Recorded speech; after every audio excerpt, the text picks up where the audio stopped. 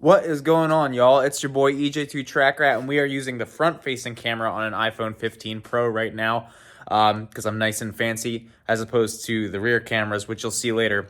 But why am I filming this? I'm filming this because I have a YouTube channel, first of all, so mind your business. Just mind your business. But also, we're going to go help Tony today. We're going to help Tony. So, why are we going to help Tony? Tony's racing at Watkins Glen, so he's going to need an alignment. The alternative to this is me sitting on my couch. So while I'm being cranky and lazy, I should probably get off my butt. But anyway, I'm going to be driving the Beamer there because the truck is broken down, which is sad because I'm going to smoke a cigar in my Beamer for the first time ever. But, normally I smoke a cigar in my truck because it's the truck, the truck gets the cigar smoke. But the Beamer is really nice, so that kind of sucks. But before we go, I guess I'm going to show you guys what tools I'm bringing and kind of like walk around the shop a little bit. All right, so maybe not fully walking around the shop, but I just wanted to show you. So we got the bandsaw part. I had to order a new belt for the bandsaw because this belt is pretty chewed up and it was slipping a lot when I was running it. So what I did was I actually tightened this pulley right up here using this knob to tighten the actual saw blade. And then I'm playing with the motor mounts because previously the motor was mounted with these wooden shims down here. And I think it was leaving too much slack in this belt. So I was going to try and just use I have these aluminum shims I was going to try and use, but I think the belt's too tight now. I don't want to ruin any of the bearings by putting too much radial load on them, like the bearing inside of here or the bearing at the front end of this motor. But yeah, so I was in the process of doing that. I didn't put it on video. But yeah, we're gonna go grab some tools. I have a sound system in the back of the BMW that I gotta bring inside the house. Low buck, secondhand stuff from my brother. Shouts to my brother. Actual brother. I have a brother, so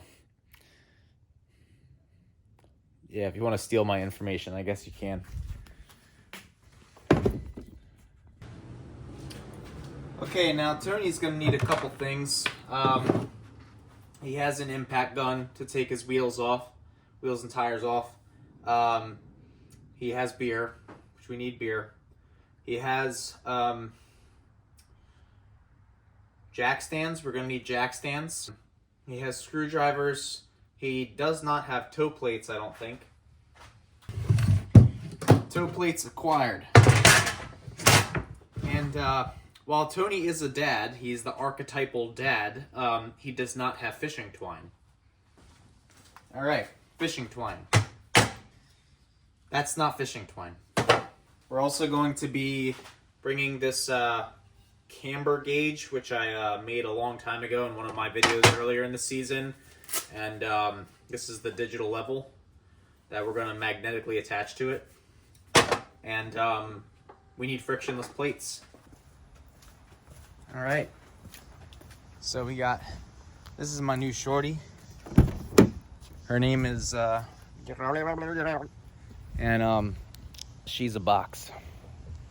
And so this is the transmission that I owe Tony. He let me borrow it for champs just in case I had an issue. Guess what? I didn't have an issue with my transmission. I had an issue with my clutch.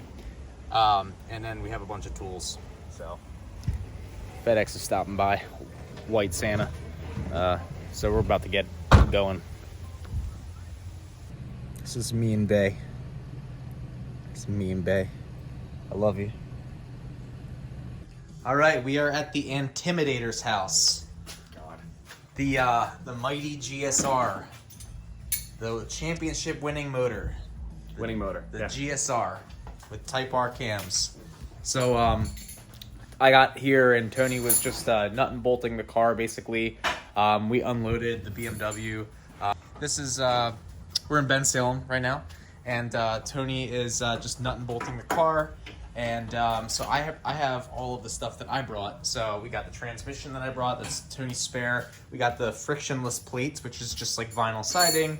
And then we have toe plates for the front of the car. We have the camber gauge. We have fishing twine. We have measuring tape. We have rubber gloves so I don't get my precious little hands dirty because they are little tiny hands. And we got a beer. So adult beverages commence. And yeah, Tony's he's getting his model on right now. He's laying on his back, getting all sexy. Yeah. Yeah. Sometimes you gotta flaunt it. Yeah. All right, so Tony's done nut and bolting the car, so we are going to bleed the brakes now. Started getting the nerdy racing radio thing installed, so this big antenna here is for a receiver for the car, and then I did the same thing I did for my car at championships, just used some tape to kind of like tape down the sides, and then we're going to, we zip tied it to the roll cage, and for the radio itself, we're going to do some more hood rat stuff, kind of like I did for my car. You know, if I'm here, I have to make it worse. That's my goal. So here is, we cut this McGuire's wipes It's the Butt Scratcher 2000, asswipe. box down. And then, yeah, so the wires are going to come out of there. And we got to figure out a way to mount it up. But this should work pretty well. You having some troubles over there? No, I'm alright. Stupid. Yeah. All right. She's bled. She's bled. Yeah? Bled dry. Okay. So we got the brakes on the car, and we are gonna do the clutch next. We got a sweet looking radio mount that I've been working on. Look at bam, look at that, bam. We got that radio mount. What you know about radio mounts? You don't know nothing about radio mounts. Huh? That's some prime tape work right there. You like that? That's good. That's good. Seriously, I mean that's art. That's art right there. Thank you. Yeah, you're welcome. Yeah, I went to school. I did math. Go back. Don't tell me how to live my life. All right, so Tony is over here organizing his jack stands, and the car is now on the plates. So what we're going to do now is we're going to measure camber. So Tony has a real camber gauge because he's fancy, but yeah, he has like an actual quick trick alignment kit. So this is like basically like an upright, and then you Sponsorship. Hold on a second, wait. Sponsor. No, we don't. No, we don't sponsor. No, they didn't give me no money. So back to OnlyFans. You're back to OnlyFans, so you got to sell feet pics, EJ2 feet rat. feet pics, bath water, used earplugs for my really loud race car. I'm also selling dirty garage clothes. So all of this can be yours for $500. If you give me $500, Total or each? if you buy now, you can get it total, everything, for $500. That's a steal.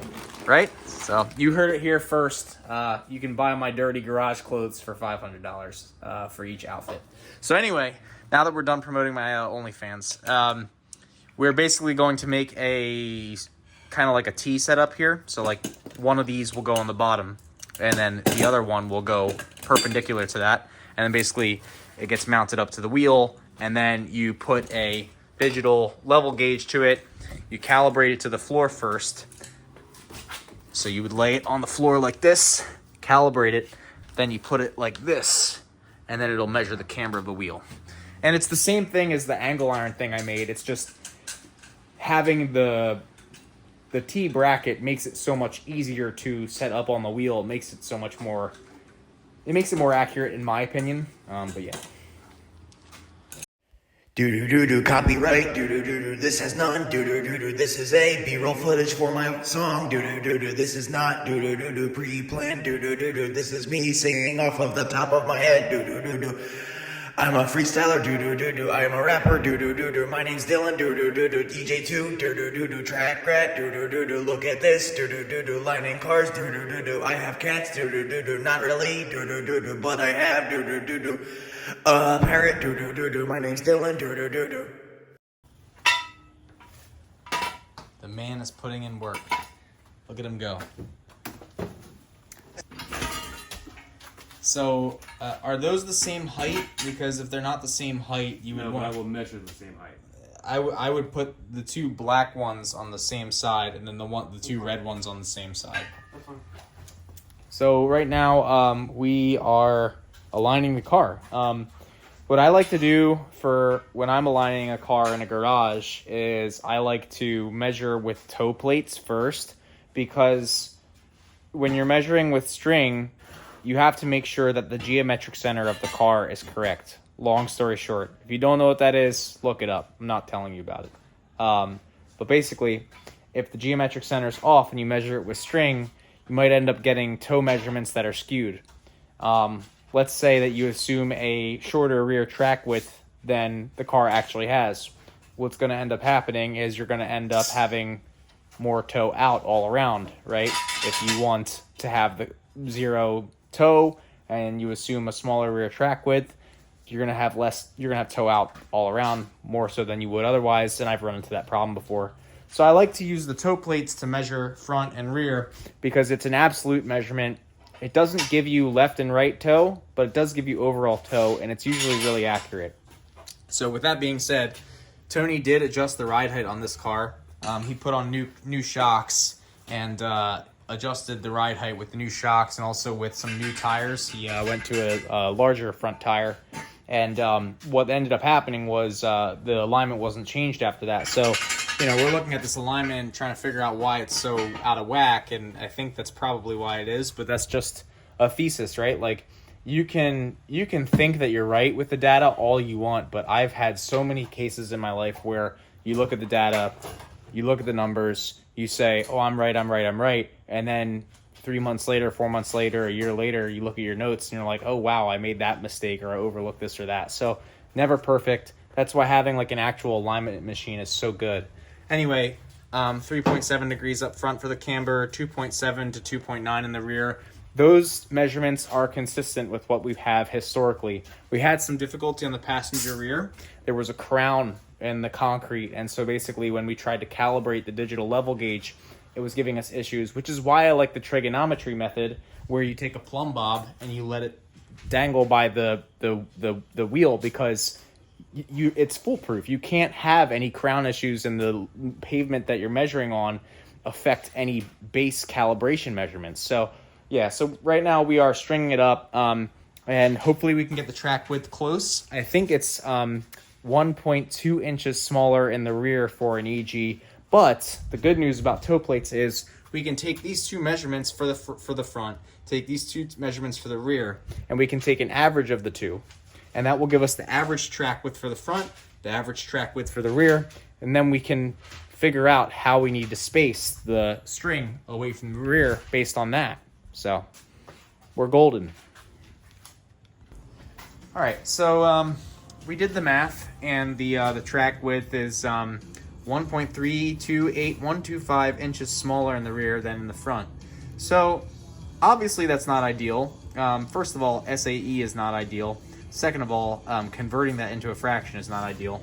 So what the idea is, you want to divide that track width by 2 so that you know to measure that number out further from the rear than the front. So if the front is 4 inches, then the rear is going to be that number divided by 2 plus the front plus 4 away from that hub. So right now what we did is we did 4 inches up here, 4 9/16 in the rear. And how's it looking? I'm reading 4.5 in the rear. 4.5. That's what I'm seeing. I'll check it again. All right, I'll double check, and then, yeah, we can double check. All right, y'all.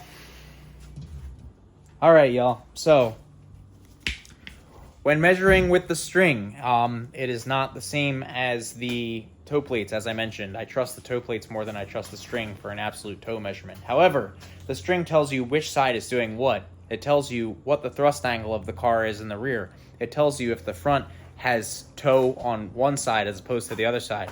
And what we found out was that this front left was dramatically towed in by 1/4 inch. And then the rear left was actually towed in 2/16 beyond what it should have been. So we set the car up for an 1/8 inch of toe out total in the rear. And this side ended up being a 1/16 towed in. The other side ended up being a 1/16 out. So that means that the rear of this car is pointing this way. So it's pushing the car like that, okay? And then the front is this way. So it's pulling the car like that to the right. So it's got some sort of weird, dancing stuff going on, and it's definitely not ideal to drive. But this is the whole idea of stringing the car up. you get the geometric center. Even if it's not perfect, you understand where the thrust angle is pointing, right? So what we need to do now is we're going to set first the rear toe. We're going to leave the camber where it's at. If the temperatures at the track aren't where they need to be, we can adjust it, or Tony can drive around it. Right, Tony? Absolutely. Yes. And so we're going to touch the rear toe first, and then we're going to go to the front toe, and everything should be fine.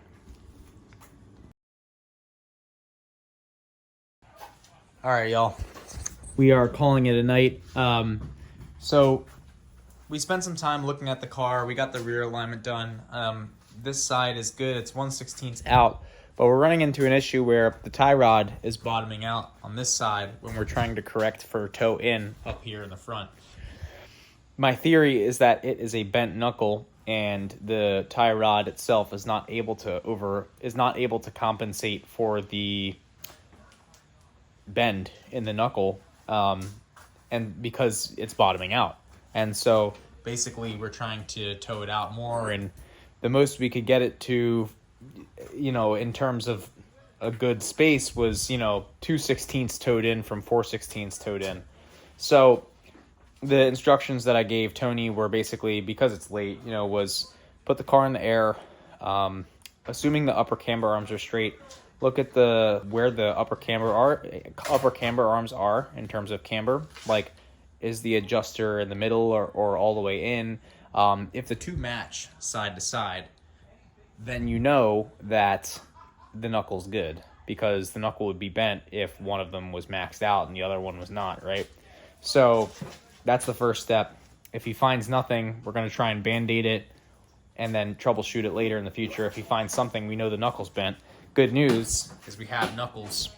We also think that there might be a brake fluid leak up at this caliper here, but the good news is I have another Dynalite, so if it is leaking brake fluid, I have another one that I can bring to the track. So yeah, it's been an eventful night. I left all these notes for Tony, so made a little whiteboard for him, and we can basically use this for future reference. But yeah, it's been fun. It's always nice when you're not working on your own stuff, because when something breaks, you're not stressed. You're just fixing stuff.